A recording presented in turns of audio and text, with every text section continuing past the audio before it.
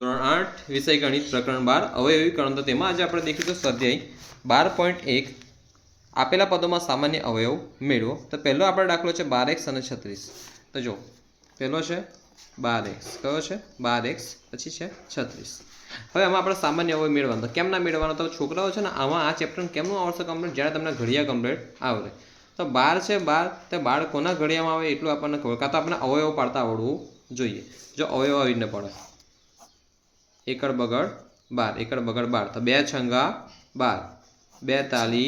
2 ताली 6, 3 एकू 3 है ने, 6 दू 12, 3 दू 6, ओके, અને 3 एकू 3। પછી આ જે આવ્યું સાઈડ પર તો એ લખી દેવાનું 12x બરાબર 2 ગુણ્યા 2 ગુણ્યા 3 ને x છે ને તો x નો સાથે કરો ગુણાકાર। અને હવે 36 નું કરો 36, તો સાઈડ પર આવીને કરી દેવાનું 36। તો આપણને ખબર હોય 18 દુ 36 है ने, પછી આપણને ખબર હોય 2 9 18। હવે 9 ને 2 નો સાથે કોઈ શબ્દ મીન્સ કે ભગાય નહીં, તો 3 ને લાવો કે 3 તાલી 9 ને 3 એકુ 3, ઓકે। પછી લખો આને કે 36 બરાબર 2 ગુણ્યા 2 ગુણ્યા 3 ગુણ્યા 3, 2 ગુણ્યા 2 ગુણ્યા 3 ગુણ્યા 3। હવે એમાંથી આપણે લખવાના સામાન્ય અવયવ મેળવવાના છે, બરાબર। તો સામાન્ય શું છે? બગડો છે, બગડો છે, બગડો છે, બગડો છે, તગડો છે, તગડો છે, બરાબર। તો સામાન્ય અવયવ આથી 12x 36 ના સામાન્ય અવયવ બરાબર 12x 36 ના સામાન્ય અવયવ બરાબર 2 ગુણ્યા 2 ગુણ્યા 3, 2 ગુણ્યા 2 ગુણ્યા 3। તો એના શું થાય? સામાન્ય અવયવ। 2 દુ 4, 4 તાલી 12, તો સામાન્ય અવયવ કયો નીકળશે? એકડ બગડ 12, 12 ના ઘડિયામાં 12 આવે, 12 એકુ 12, અને 12 ના ઘડિયામાં 36 પણ 12 તાલી 36। હવે આપણે દેખીશું 2y અને 22xy। તો કે 2y પછી છે 22xy। તો 2y ને તો સિમ્પલ તમે આવી રીતે લખી શકો છો 2 ગુણ્યા y, ને 22xy ને તમે કેમ ના લખશો?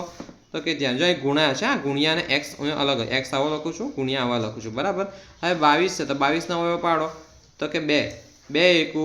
2, ને ફરીથી 2 એકુ 2, તો 11 દુ 22 થાય, ને 11 એકુ 11, તો સિમ્પલ 11 ગુણ્યા 2 ગુણ્યા x ગુણ્યા y। તમારે કોમન શું છે? 2 કોમન છે, 2 કોમન છે, x કોમન છે, સોરી આ x નથી, આ ગુણાકાર છે બકા, સોરી આ ગુણાકાર છે, y કોમન છે, y કોમન છે, ઓકે। તો જે કોમન લે તેને સાઈડ પર કરો, તો આથી 2y 22xy ના સામાન્ય અવયવ બરાબર 2 ને y, 2 ને y, 2 ગુણ્યા y, તો શું થાય? 2y, શું થાય? 2y, શું થાય? 2y। હવે આપણે કરીએ 14pq 28p નો વર્ગ q નો વર્ગ, તો 14pq, તો 14pq હવે આપણને ખબર 14 કોના ઘડિયામાં આવે? 7 ના ઘડિયામાં, 2 ના ઘડિયામાં આવે, તો ડાયરેક્ટ અવયવ પાડી દેવાનો 2 સત્તા 14 ગુણ્યા p ગુણ્યા q, પછી 28, તો 28 કોના ઘડિયામાં આવે? 7 ચોકો 28, તો 4 સત્તા 28। પણ એવું ના આવડે તો આવીને કરાય પછી 28, તો કે 2 એકુ 2, અને 2 ચોકુ 8, તો 14 દુ 28 થયા, પછી 2 સત્તા 14 ને 7 એકુ 7, એ શું આવ્યું? 2 ગુણ્યા 2 ગુણ્યા 7 ગુણ્યા p નો વર્ગ, એટલે p ને કેટલી વાર લખું, કેટલી વાર ગુણું? 2 વડે, 2 વખત ગુણું, p ને 2 વખત ગુણું, તો p ગુણ્યા p। પછી q નો વર્ગ, તો q નો વર્ગ એટલે q ની 2 ઘાત છે, q ની કેટલી ઘાત? 2 વાર, તો q ને કેટલી વખત ગુણું? 2 વખત, કેટલી વખત? 2 વખત ગુણું। આ સમજ પડી? પછી કોમન એટલે સરખું શું છે? તો કે 2 છે 7 છે, 2 છે 7 છે, p છે q છે, p છે q છે, આવડે? તો કોમન શું નીકળું? 2 7 pq, તો કે લખવાનું આથી 14pq 28 તેમજ 28p નો વર્ગ q નો વર્ગ ના સામાન્ય અવયવ બરાબર, હું દર વખતે આખું નહીં લખું, બરાબર, ડાયરેક્ટ લખી દઈશ સામાન્ય અવયવ, એને જવાબ લખી દઈશ, તમે પરીક્ષામાં આખું લખજો પણ। તો કે 2 ગુણ્યા 7 ગુણ્યા p ગુણ્યા q, 2 ગુણ્યા 7 ગુણ્યા p ગુણ્યા q, તો કે 2 સત્તા 14 ને pq, 2 સત્તા 14 pq। આપણે આગળ દેખીએ છીએ 2x 3x નો વર્ગ ગુણ્યા 4, તો કે ધ્યાન નહીં 2x 3x નો વર્ગ ને ગુણ્યા 4 ને ખાલી 4 છે, ધ્યાન નહીં, તો કે 2x છે, તો 2x ના રીતે લખાય 2x બરાબર 2 ગુણ્યા x, 3x નો વર્ગ, તો કે 3x ની કેટલી ઘાત છે? 2 ઘાત, તો આ રીતે લખાય 3 ગુણ્યા x ને કેટલી વખત ગુણું? 2 વખત, તો કે x ગુણ્યા x, પછી ચોગડે 4, તો ચોગડે 4, તો 2 દુ 4। હવે સમાન તમને શું લાગે છે? કંઈ લાગે સરખું છે 3 3 માં? શું લાગે છે? એક્સ થાય આમાં ક્યાં છે એક્સ નથી ને એટલે આથી લખવાનું આથી 2x 3x નો વર્ગ 4 નો સામાન્ય હોય કઈ ના હોય તો શું હોય 1 શું હોય 1 છે શું છે 1 છે અને ગુણ્યા 1 કરાય ને 1 કરાય ગુણ્યા કરો ના કરો જો 1 1 તો હોય જ દરેકમાં હે ને 1 વડે તો ગુણાય તો કે સામાન્ય એવો કયો થશે 1 વડે 1 બરાબર હવે આપણે પાંચમો દાખલો ગણીશું 6abc 24ab નો વર્ગ અને અહીં છે 12a² b 12a વર્ગ b તો આ ગણીએ 6abc પહેલા દેખો 6abc બરાબર આ રીતે લખાશે 42 6 ગુણ્યા a ગુણ્યા b ગુણ્યા c પછી 24ab નો વર્ગ તો 24ab નો વર્ગ તો જો 24 આપણે અવયવ પડે સાદી રીતે કે 24 2 એકુ 2 અને 2 દુ 4 તો કે 12 દુ 24 2 છંગ 12 2 તાલી 6 3 એકુ 3 તો જે આ આવ્યા છે તેને ત્યાં લખી દેવાના કે 2 ગુણ્યા 2 ગુણ્યા 2 ગુણ્યા 3 2 ગુણ્યા 2 ગુણ્યા 2 ગુણ્યા 3 ને ab નો વર્ગ તો એને એક વખત બરાબર એક વખત લખવાનો b ને બે વખત ગુણવાનો b ગુણ્યા b 12a વર્ગ b 12a વર્ગ b હવે હવે પાડતા ના આવડતા એને પાડ લેવાના જો એ પાડેલા છે મેં તો અહીં અલગથી પાડી આપું 2 છંગ 12 2 તાલી 6 3 એકુ 3 3 એકુ 3 તો કેટલી વખત ગુણવાનું 2 ગુણ્યા 2 ગુણ્યા 3 2 ગુણ્યા 2 ગુણ્યા 3 ને a વર્ગ b એટલે એને કેટલી વખત ગુણવાનું 2 વખત a ગુણ્યા a અને પછી b આવશે હવે સાદું શું નીકળે છે કોમન સામાન્ય શું નીકળે છે 2 2 2 બકરીનો 2 તગડે 3 તગડ 3 તગડે 3 પછી અહીં રાઉન્ડ જ કરી દઈએ આપણે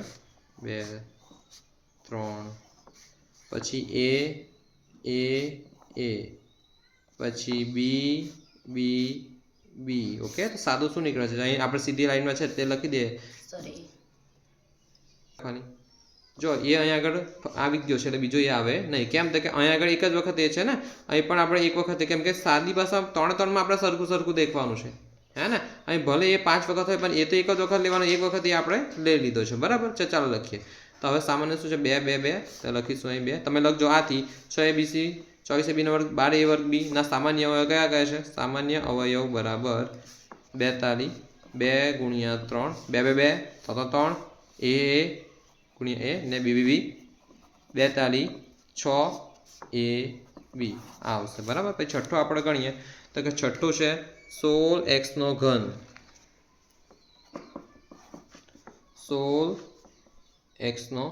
16x નો ઘન છે -4x નો વર્ગ અને 32x તો કેમ ન કરવાનો ધ્યાન હવે 16x નો વર્ગ સોરી ઘન છે આગળ એટલે આપણે 16x નો ઘન છે તો આવીને પહેલા કરી દેવાનું 16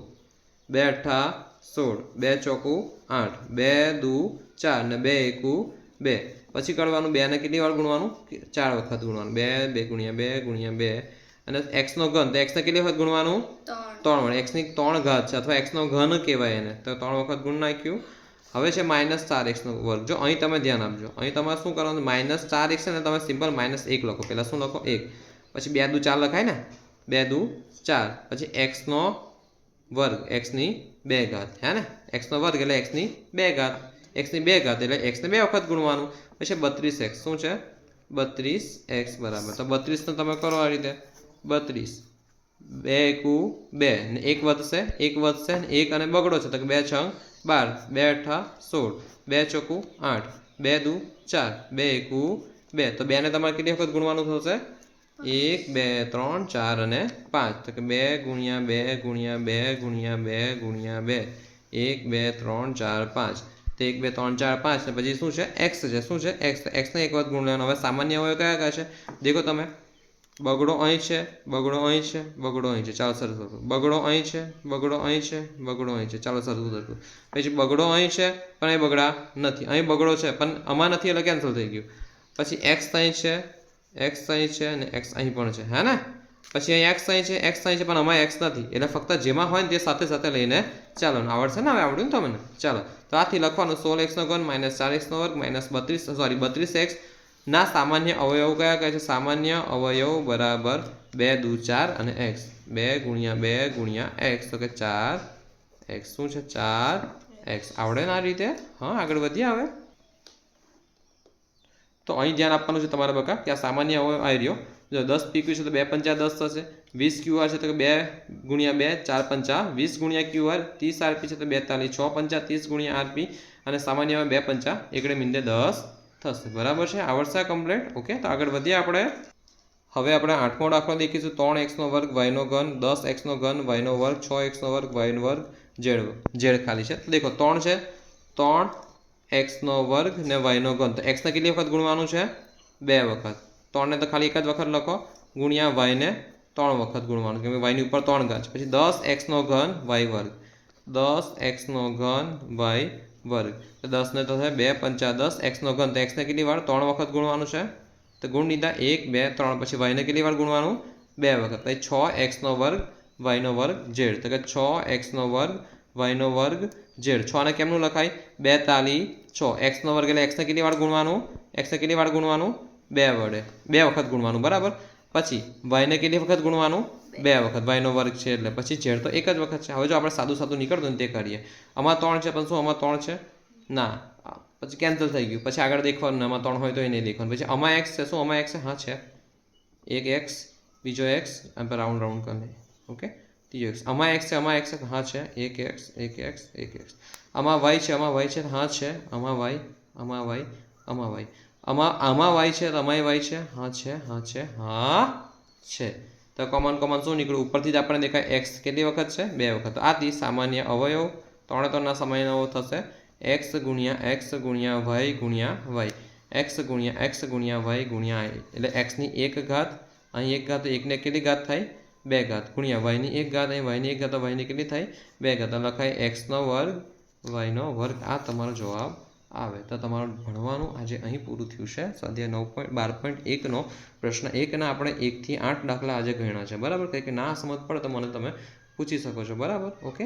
તો ક્લાસ પૂરો આજનો